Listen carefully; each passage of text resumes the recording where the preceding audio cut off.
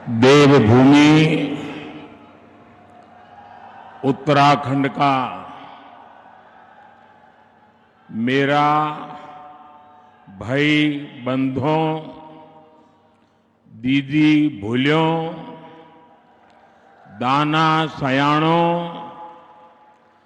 आप सबू कई मेयर नमस्कार। पहला सेवा सौंधी उत्तराखंड के राज्यपाल गुरमीत सिंह जी, मुख्यमंत्री भाई पुष्कर सिंह, केंद्र में मेरे सहयोगी अजय टमटा, विधानसभा अध्यक्ष बहन ऋतु जी, उत्तराखंड सरकार के मंत्रीगण, मंच पर मौजूद पूर्व मुख्यमंत्री और सांसदगण, बड़ी संख्या में आशीर्वाद देने आए हुए पूज्य संतगण, अन्य सभी महानुभाव और उत्तराखंड के मेरे भाई और बहनों, साथियों, 9 नवंबर का यह दिन एक लंबी तपस्या का फल है। आज का दिन हम सभी को गर्व का एहसास करा रहा है। उत्तराखंड की देवतुल्य जनता ने वर्षों तक जो सपना देखा था, वो अटल जी की सरकार में 25 साल पहले पूरा हुआ था। और अब बीते 25 वर्षों की यात्रा के बाद आज उत्तराखंड जिस ऊंचाई पर है, उसे देखकर हर उस व्यक्ति का खुश होना स्वाभाविक है जिसने इस खूबसूरत राज्य के निर्माण के लिए संघर्ष किया था, जिन्हें पहाड़ से प्यार है, जिन्हें उत्तराखंड की संस्कृति, यहां की प्राकृतिक सुंदरता, देवभूमि के लोगों से लगाव है, उनका मन आज प्रफुल्लित है, वो आनंदित है। साथियों, मुझे इस बात की भी खुशी है कि डबल इंजन की भाजपा सरकार उत्तराखंड के सामर्थ्य को नई ऊंचाई देने में जुटी है। मैं आप सभी को उत्तराखंड की रजत जयंती पर बहुत बहुत बधाई देता हूं। मैं इस अवसर पर उत्तराखंड के उन बलिदानियों को भी श्रद्धांजलि देता हूं जिन्होंने आंदोलन के दौरान अपना जीवन न्यौछावर कर दिया। मैं उस वक्त के सभी आंदोलनकारियों का भी वंदन करता हूं, अभिनंदन करता हूं। साथियों, आप सब जानते हैं उत्तराखंड से मेरा लगाव कितना गहरा है। जब मैं स्पिरिचुअल जर्नी पर यहां आता था, तो यहां पहाड़ों पर रहने वाले मेरे भाई बहनों का संघर्ष, उनका परिश्रम, कठिनाइयों को पार करने की उनकी ललक मुझे हमेशा प्रेरित करती थी। साथियों, यहां बिताए हुए दिनों ने मुझे उत्तराखंड के असीम सामर्थ्य का साक्षात परिचय करवाया है। इसलिए ही जब बाबा केदार के दर्शन के बाद मैंने कहा, ये दशक उत्तराखंड का है, तो ये सिर्फ मेरे मुंह से निकला हुआ एक वाक्य नहीं था। मैंने जब ये कहा तब मुझे पूरा पूरा भरोसा आप लोगों पर था। आज जब उत्तराखंड अपने 25 वर्ष पूरे कर रहा है, तो मेरा ये विश्वास और दृढ़ हो गया है कि उत्तराखंड के उत्कर्ष का कालखंड है। साथियों, 25 साल पहले जब उत्तराखंड नया नया बना था, तब चुनौतियां कम नहीं थी। संसाधन सीमित थे, राज्य का बजट छोटा था, आय के स्रोत बहुत कम थे और ज्यादातर जरूरतें केंद्र की सहायता से पूरी होती थी। आज तस्वीर पूरी तरह बदल चुकी है। यहां आने से पहले मैंने रजत जयंती समारोह पर शानदार प्रदर्शनी देखी। आपसे भी मेरा आग्रह है कि उस प्रदर्शनी को उत्तराखंड के हर नागरिक ने देखनी चाहिए। इसमें उत्तराखंड की पिछले 25 वर्षों की यात्रा की झलकियां हैं। Infrastructure, education, industry, tourism, health, power और ग्रामीण विकास, ऐसे अनेक क्षेत्रों में सफलता की गाथाएं प्रेरित करने वाली है। 25 साल पहले उत्तराखंड का बजट सिर्फ 4,000 करोड़ रुपए था। आज जो 25 साल की उम्र के हैं, उनको उस समय का कुछ भी पता नहीं होगा। उस समय 4,000 करोड़ रुपए का बजट था। आज ये बढ़कर 1,00,000 करोड़ रुपए को पार कर चुका है।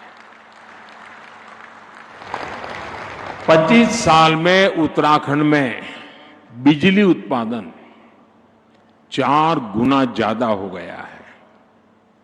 25 वर्षों में उत्तराखंड में सड़कों की लंबाई बढ़कर 2 गुनी हो गई है और यहां 6 महीने में 4,000 यात्री हवाई जहाज से आते थे। 6 महीने में 4,000। आज एक दिन में 4,000 से ज्यादा यात्री हवाई जहाज से आते हैं। साथियों, इन 25 सालों में इंजीनियरिंग कॉलेजों की संख्या 10 गुना से ज्यादा बढ़ी है। पहले यहां सिर्फ एक मेडिकल कॉलेज था, आज यहां 10 मेडिकल कॉलेज है। 25 साल पहले वैक्सीन कवरेज का दायरा सिर्फ 25% भी नहीं था। 75% से ज्यादा लोग बिना वैक्सीन की जिंदगी शुरू करते थे।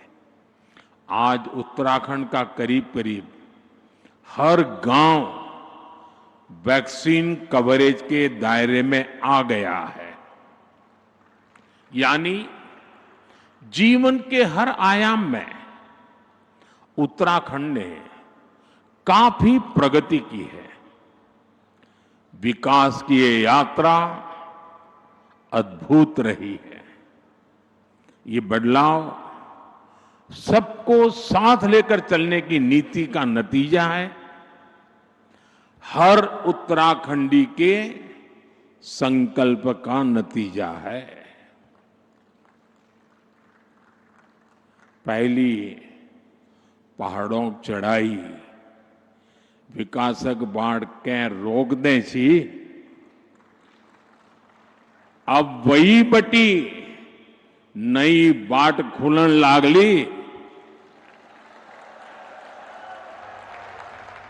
साथियों, मैंने कुछ देर पहले उत्तराखंड के युवाओं से, उद्यमियों से बात की।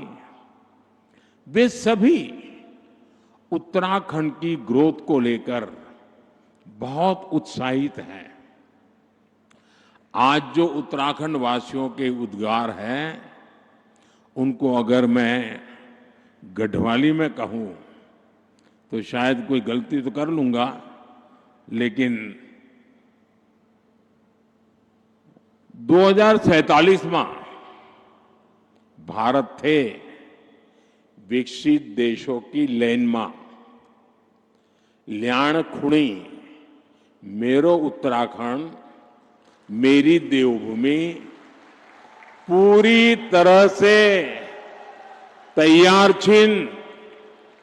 साथियों, उत्तराखंड की विकास यात्रा को गति देने के लिए आज भी यहां कई परियोजनाओं का उद्घाटन और शिलान्यास किया गया है। शिक्षा, स्वास्थ्य, पर्यटन और खेल से जुड़े ये प्रोजेक्ट्स यहां रोजगार के नए अवसर तैयार करेंगे। जमरानी और सौंग बांध परियोजनाएं देहरादून और हल्द्वानी शहर की पेयजल की समस्या को दूर करने में महत्वपूर्ण भूमिका निभाएगी। इन सभी स्कीम्स पर 8,000 करोड़ रुपए से ज्यादा खर्च किए जाएंगे। मैं उत्तराखंड वासियों को इन परियोजनाओं की बधाई देता हूं।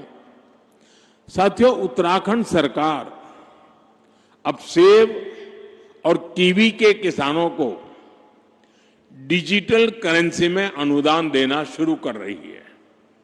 इसमें आधुनिक टेक्नोलॉजी के माध्यम से आर्थिक मदद की पूरी ट्रैकिंग करना संभव हो रहा है। इसके लिए मैं राज्य सरकार, रिजर्व बैंक ऑफ इंडिया समेत सभी स्टेक होल्डर्स की भी प्रशंसा करता हूं। साथियों, देवभूमि उत्तराखंड भारत के आध्यात्मिक जीवन की धड़कन है। गंगोत्री, यमुनोत्री, केदारनाथ, बद्रीनाथ, जागेश्वर, आदि कैलाश, ऐसे अनगिनत तीर्थ हमारी आस्था के प्रतीक हैं। हर वर्ष लाखों श्रद्धालु इन पवित्र धामों की यात्रा पर आते हैं। उनकी यात्रा भक्ति का मार्ग खोलती है, साथ ही उत्तराखंड की अर्थव्यवस्था में नई ऊर्जा भरती है। साथियों, बेहतर कनेक्टिविटी का उत्तराखंड के विकास से गहरा नाता है। इसलिए आज राज्य में 2 लाख करोड़ रुपए से अधिक की परियोजनाओं पर काम चल रहा है। ऋषिकेश कर्णप्रयाग रेल परियोजना प्रगति पर है। दिल्ली देहरादून एक्सप्रेसवे अब लगभग तैयार है। गौरीकुंड, केदारनाथ और गोविंदघाट हेमकुंड साहब रोपवे का शिलान्यास हो चुका है। ये परियोजनाएं उत्तराखंड में विकास को नई गति दे रही हैं। साथियों, उत्तराखंड ने 25 वर्षों में विकास की एक लंबी यात्रा तय की है। अब सवाल ये है कि अगले 25 वर्षों में हम उत्तराखंड को किस ऊंचाई पर देखना चाहेंगे। आपने वो कहावत जरूर सुनी होगी, जहां चाह वहां राह। इसलिए जब हमें ये पता होगा कि हमारा लक्ष्य क्या है, तो वहां पहुंचने का रोड मैप भी उतनी ही तेजी से बनेगा। और अपने लक्ष्यों पर चर्चा के लिए 9 नवंबर से बेहतर दिन और क्या होगा। साथियों, उत्तराखंड का असली परिचय उसकी आध्यात्मिक शक्ति है। उत्तराखंड अगर ठान ले तो अगले कुछ ही वर्षों में खुद को spiritual capital of the world के रूप में स्थापित कर सकता है। यहां के मंदिर, आश्रम, ध्यान और योग के सेंटर, इन्हें हम ग्लोबल नेटवर्क से जोड़ सकते हैं। साथियों, देश विदेश से लोग यहां वेलनेस के लिए आते हैं। यहां की जड़ी बूटियां और आयुर्वेदिक औषधियों की मांग तेजी से बढ़ रही है। पिछले 25 वर्षों में एरोमेटिक प्लांट्स, आयुर्वेदिक जड़ी बूटियां, योग और वेलनेस टूरिज्म में उत्तराखंड ने शानदार प्रगति की है। अब समय है कि उत्तराखंड की हर विधानसभा क्षेत्र में योग केंद्र, आयुर्वेद केंद्र, नेचुरोपैथी संस्थान, होम स्टे, एक कंप्लीट पैकेज, वो दिशा में हम सोच सकते हैं। ये हमारे विदेशी टूरिस्ट को बहुत अपील करेगा। साथियों, आप जानते ही हैं कि भारत सरकार बॉर्डर पर वाइब्रेंट विलेज योजना पर कितना जोर दे रही है। मैं चाहता हूं कि उत्तराखंड का हर वाइब्रेंट विलेज खुद में एक छोटा पर्यटन केंद्र बने। वहां होम स्टे बने, स्थानीय भोजन और संस्कृति को बढ़ावा मिले।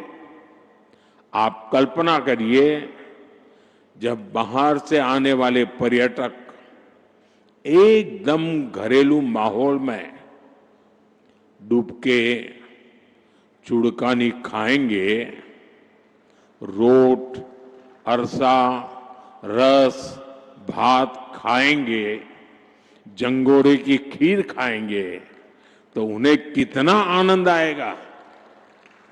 यही आनंद उन्हें दूसरी बार, तीसरी बार उत्तराखंड वापस लेकर आएगा।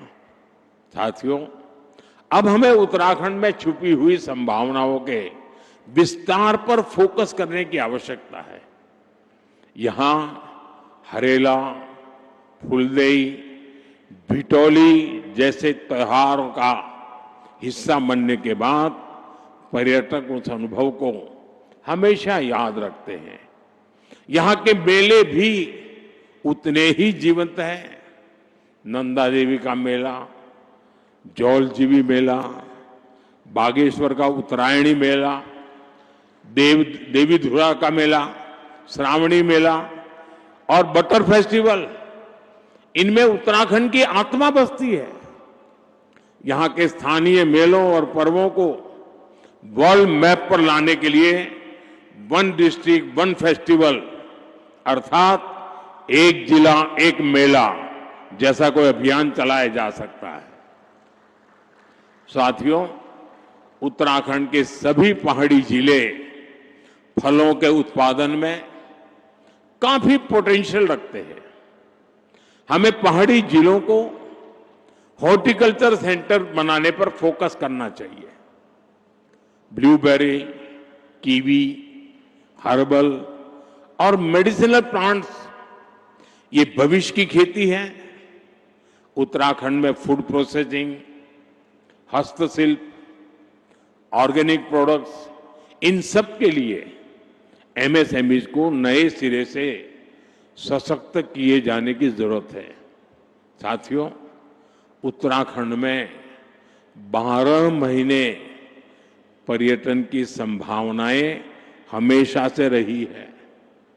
अब यहां कनेक्टिविटी सुधर रही है और इसलिए मैंने सुझाव दिया था कि हमें 12 मासी टूरिज्म की ओर बढ़ना चाहिए।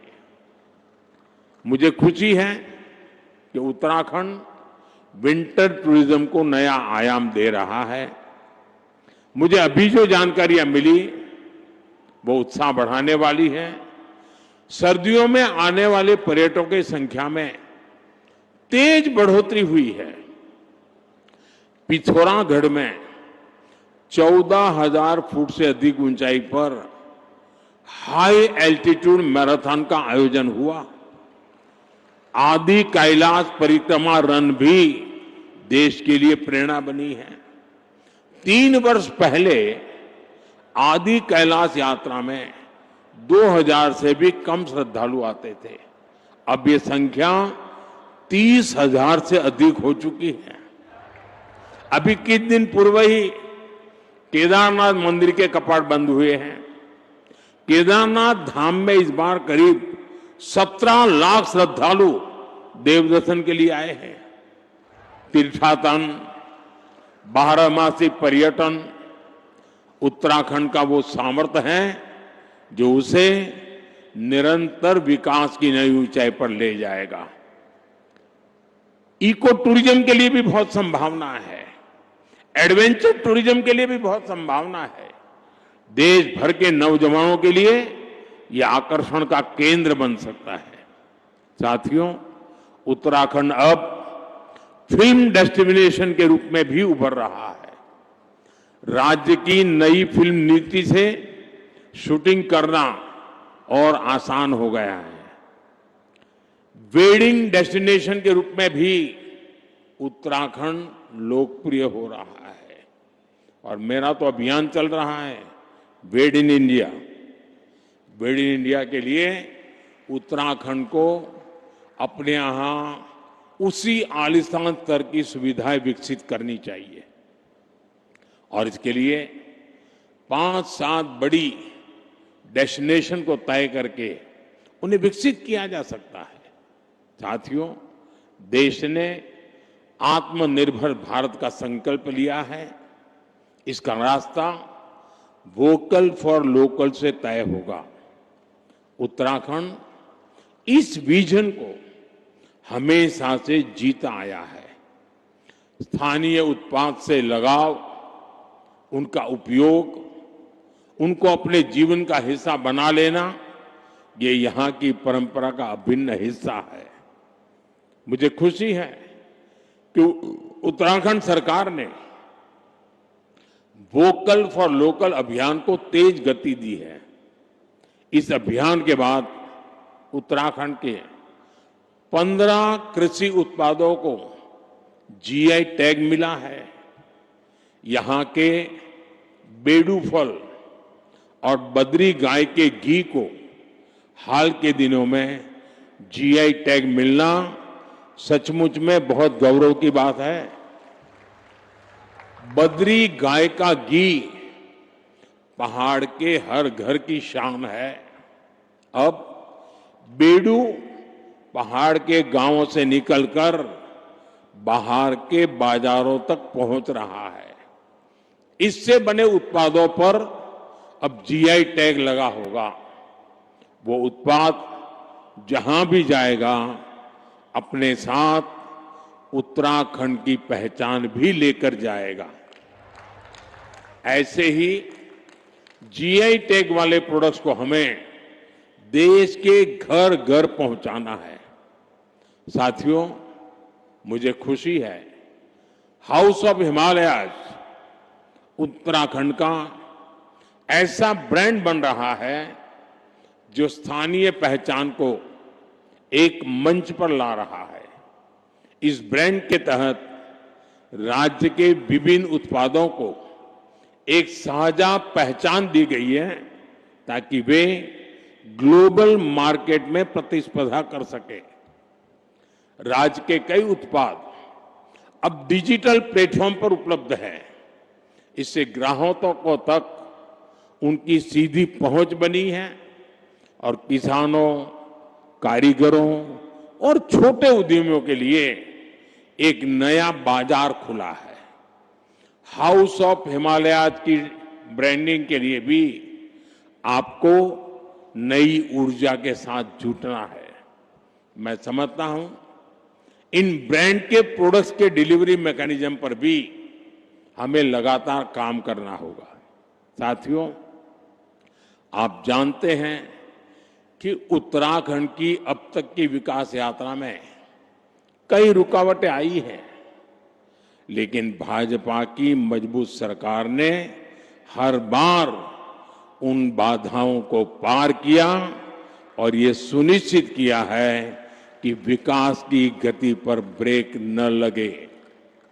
उत्तराखंड की धामी सरकार ने जिस गंभीरता से यहां समान नागरिक संहिता को लागू किया, वो दूसरे राज्यों के लिए भी मिसाल है।